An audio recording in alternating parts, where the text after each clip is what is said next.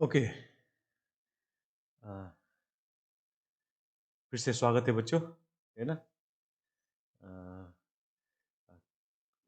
Mode of fungi, mode of nutrition, fungal mode of nutrition के दूसरे lecture में आप सभी का बहुत बहुत स्वागत है बच्चों। ठीक है, तो यहाँ तक हमने पिछले लेक्चर में कर दिया था। Obligate parasites they complete their life cycle on और inside a living host. On का मतलब ectoparasite, inside a living host means as an endoparasite. ठीक है बच्चों, अब on the basis of the severity of infection, severity of infection, obligate parasites are divided into three types. One is biotrophs, second one is hemibiotrophs, and third one is parthotrophs. This is it. Depending upon the severity of infection, depending upon the severity of infection, obligate parasites are further divided into three types. The first one है बायोट्रॉप्स। What are बायोट्रॉप्स, एक बार थोड़ा सा discuss कर लेंगे, फिर उसके बाद मैं आगे के स्लाइड्स फिर से मैं रीड करता रहूंगा बच्चों। ठीक है, ध्यान से सुनना बच्चों, ये कॉन्सेप्ट शायद आप लोगों के लिए नया है ना। ये होते वो शरीफ किस्म के पैरासाइट्स। ठीक है, what happens, they enter into a host. ठीक है, they enter into a host, start living inside a host and proliferate inside a host, है ना? Proliferate inside a host and then reproduce inside a host.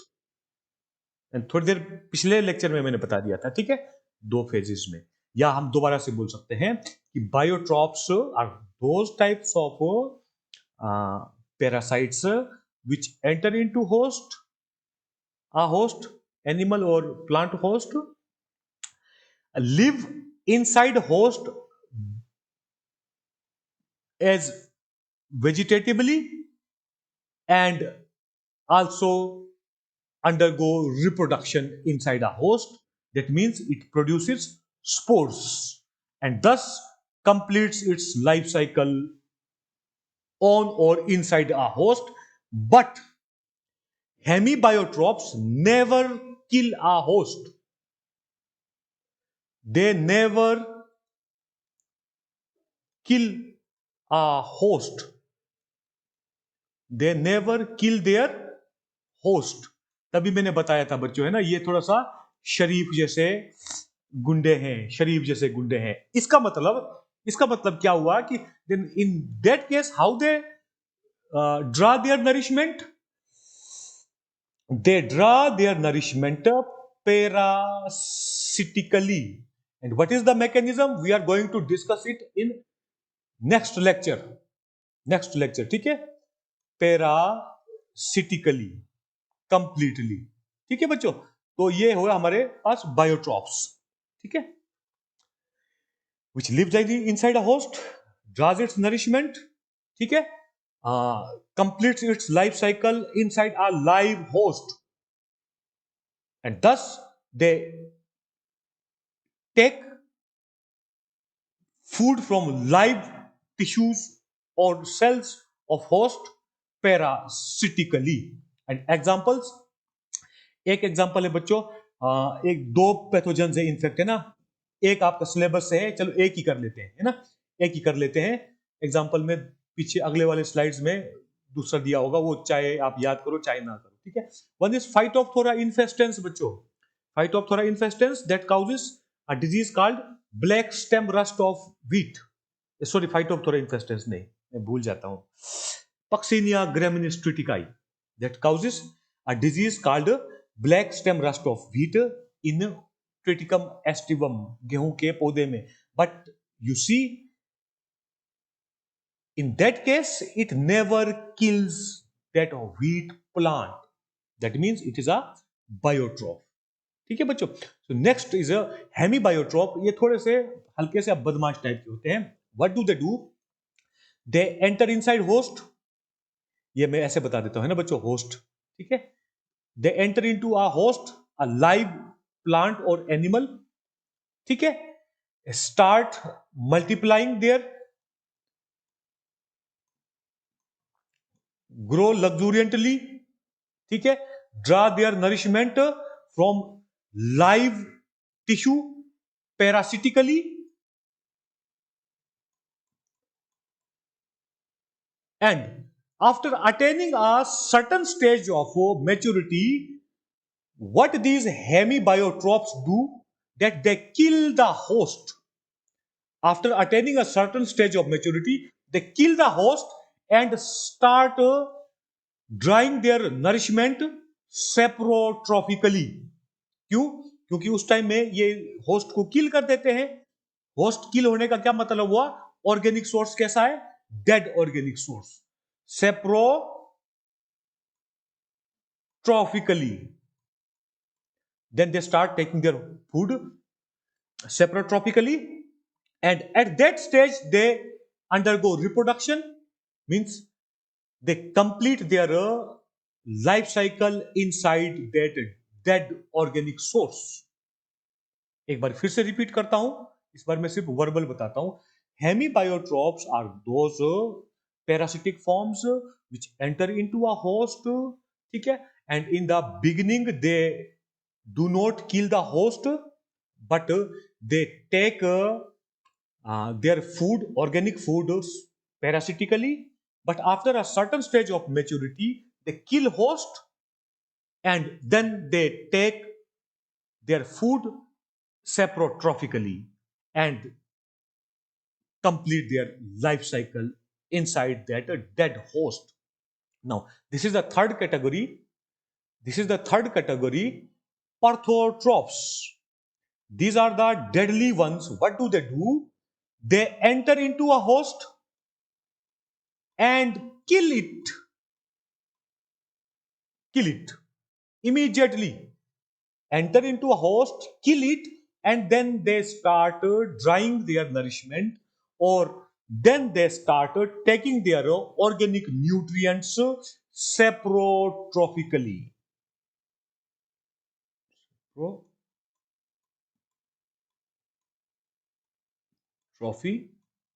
Saprotrophically. ठीक है बच्चों. So these are, तभी मैंने पिछले लेक्चर में बताया था, ये थोड़े से छोटे मोटे गुंडे हैं हेमीबायोट्रॉप्स, ठीक है. ये थोड़ा सा उनसे बड़े गुंडे हैं, और ये जो पर्थोट्रॉप्स हैं ये बहुत बड़े गुंडे हैं, ठीक है. क्लियर हो गया बच्चों? Biotrophs take their nourishment throughout their life parasitically. Hemibiotrophs take their organic nourishment from host parasitically in the beginning and then saprotrophically. Whereas perthrotrophs are those deadly pathogenic or parasitic forms which kill the host in advance and then started drawing nourishment saprotrophically. So this is it. अब मैं simple read करता जाऊंगा, ठीक है बच्चों. Biotrophs, these are the parasitic forms which complete their life cycle inside a host without killing it. That is, they draw their nourishment parasitically. And examples are Puccinia graminis triticai. This causes a disease called black stem rust of wheat. Whereas one more biotrop is there, plant biotrops है, ठीक है. ये plant pathogens है बच्चों दोनों. Astilago triticai. This causes a disease called loose smut of wheat. This is not in your syllabus, तो ये याद नहीं करना है तो छोड़ देना है. But you have to remember one example in the form of Puccinia graminis triticai. Okay, तो ये क्या बोलते हैं? ये थोड़ा फिर से मजाकिया एक आ गया. We don't kill. भाई जी हम छोटे मोटे बदमाश हैं. Okay, next comes hemibiotrophs. These are the parasitic fungal forms which draw their nourishment from living tissue in the beginning, but at later stage kill the host and start drawing their nourishment saprotrophically. ठीक है बच्चों, है ना. Detailing मैंने कर चुका हूं ना, तो ये भी शायद कुछ डायलॉग मारते हैं. Okay, its example is Colletotrichum destructivum. फिर आप लोग पेज में फंस जाओगे, है ना बच्चों. बहुत लंबा नाम याद नहीं रख सकते हैं. पता क्या करना है बच्चों, अगर आप ना जीनस ही याद करते हो तो चलेगा, है ना। अगर स्पीशीज डिपेंड करता है बच्चों, स्टूडेंट टू स्टूडेंट, ठीक है। If you are capable you must remember the species, if not और if you don't want to remember species, that is no problem, ठीक है, डोंट रिमेंबर इट, ठीक है। ये कोलेटोट्राइकम बच्चों सब डिवीजन ड्यूटेरोमाइकोटिना का मेंबर होता है, फंजाई इम्परफेक्टाई का मेंबर होता है। इसका एक और रिश्तेदार है ना, शायद +1 2 में आप लोगों ने पढ़ा होगा, एक बीमारी काउज करता है, red rot of sugar cane, red rot disease of sugar cane, है ना, उसका स्पीशीज होता है कोलेटोट्राइकम फालकेटम। तो ये याद रखना है, फालकेटम। तो अगेन ये एग्जांपल मैं इसीलिए दे रहा हूं ताकि आपको याद करने को आसानी हो जाए, है ना। +1 2 में कहीं पढ़ा होगा आप लोगों ने, है ना, red rot of sugar cane disease. तो उसी का एक रिश्तेदार है, here the species is destructivum and it is found as a hemibiotrop on some leguminous plants, legumes, है ना, leguminous plants मतलब जो pulses वाले plants हैं, ठीक है बच्चों। मतलब members of family Fabaceae, Fabaceae and सब फैमिली पेपिलियोनोइडी के मेंबर्स में ये पाया जाता है, ठीक है। ये हो गया।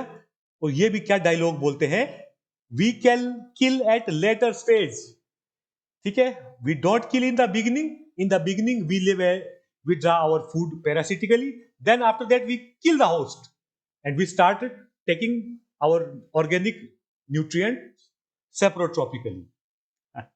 The third one is perthotropes. These are the parasitic fungi which kill the host in advance.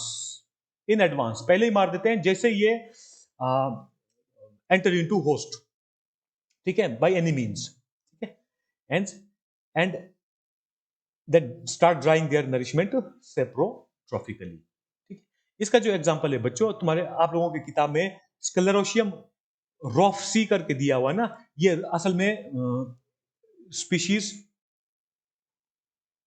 ये रोल्फ है बट्टू है बच्चों, है ना, स्क्लेरोशियम रोल्फसी, ठीक है, रोल्फसी। ये एफ नहीं है, ये LF है ना।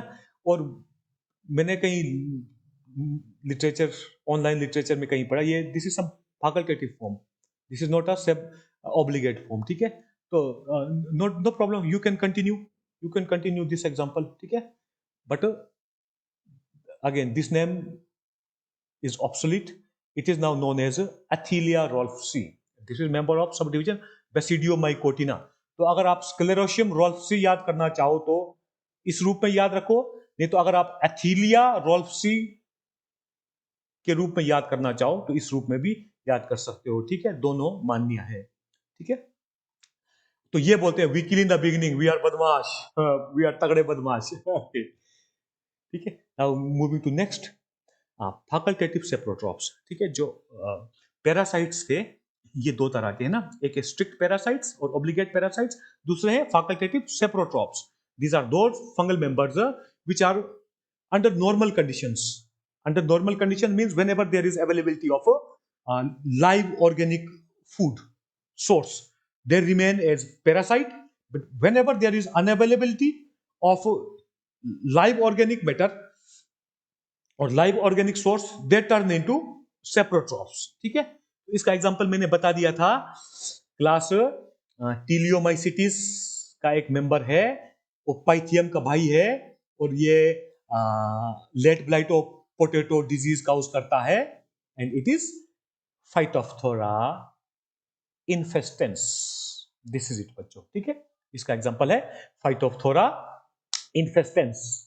अब इसके बाद आता है ये एज प्रीडेटर्स, मैंने डिफरेंस बता दिया था बच्चों, है ना, कि what is the difference between predators and parasites. Predators just खाते हैं, किल करते हैं अपने प्रे को, ये होस्ट नहीं होगा उस टाइम में, prey, that small animal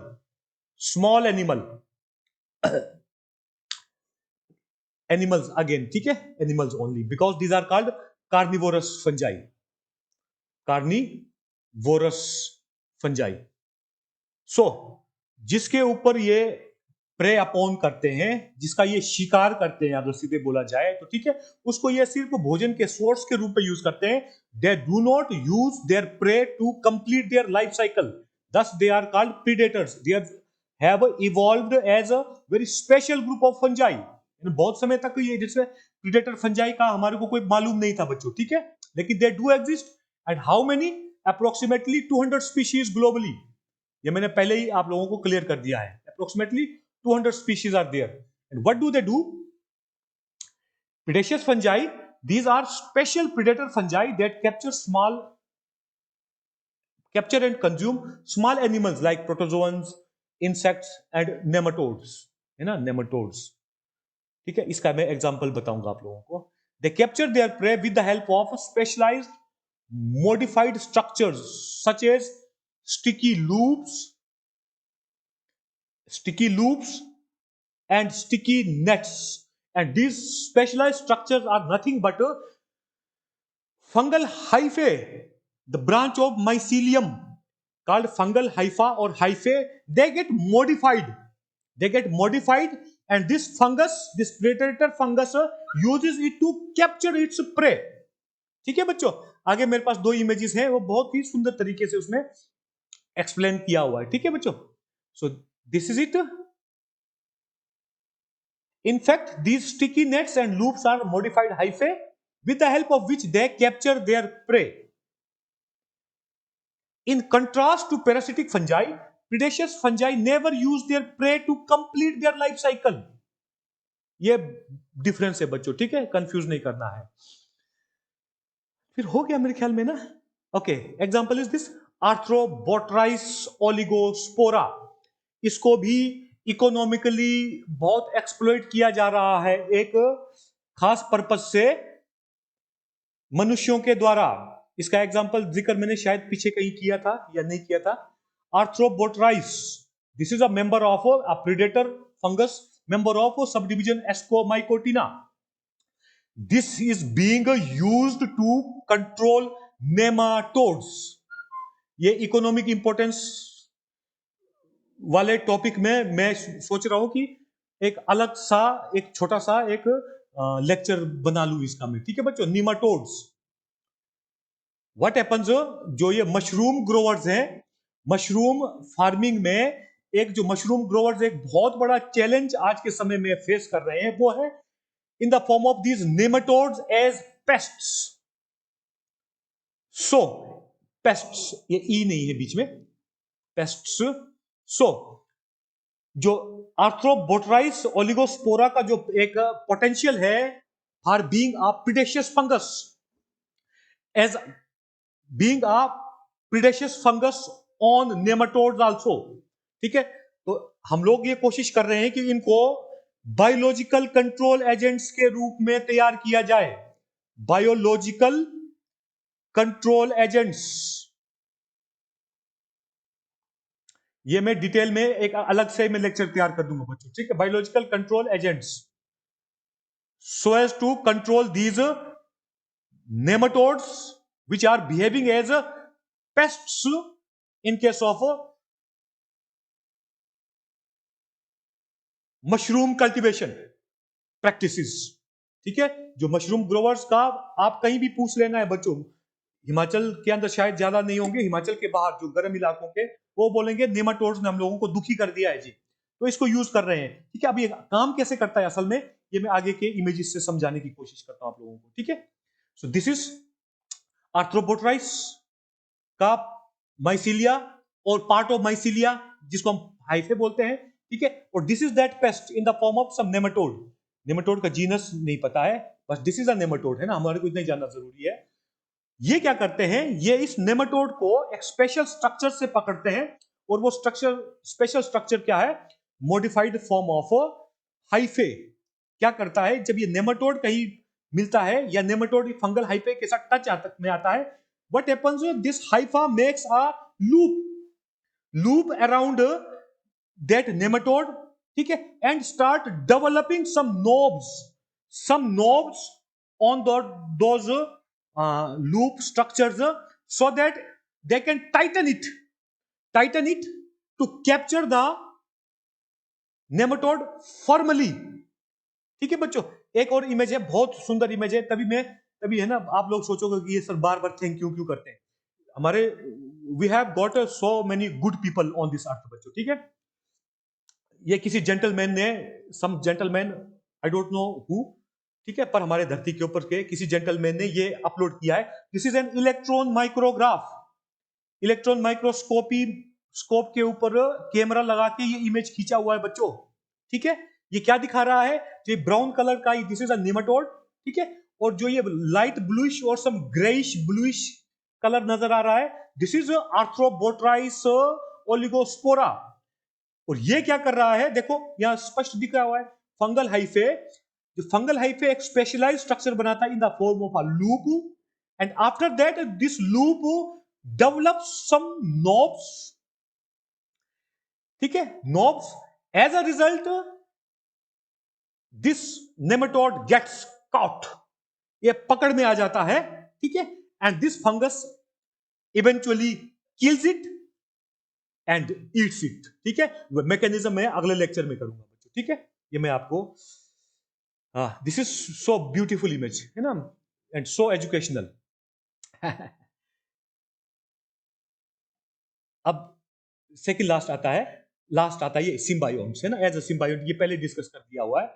some fungal members live in symbiotic relationship with other organisms and get their organic nutrition from other partner with which it is establishing that symbiotic relationship without causing any harm to that partner. That is symbiotic relationship. ठीक है, if one partner which is drying food, it causes harm to another, that becomes a case of parasitism. ठीक है, but in symbiotic association ऐसा नहीं है। ठीक है, ये भी रिसर्च का विषय है बच्चों। ठीक है, असल में है ना, मैं इतनी जल्दी मैं जजमेंट पे नहीं आऊंगा है ना, क्या होता है क्या नहीं होता है। ठीक है, we have examples, one is mycorrhizal association, and it is estimated today, there is an estimate that approximately 40,000 to 50,000 species are forming mycorrhiza with plants. ठीक है, and second one is lichen, where we have two partners, one partner is a algae and second partner is a fungus, no doubt. ठीक है, and what type of relation they are enjoying, they are enjoying a relation formed by permanent aggregation of two separate entities coming from two separate kingdoms, one from kingdom fungi, second from kingdom plantae. The algal partner is called a phycobiont,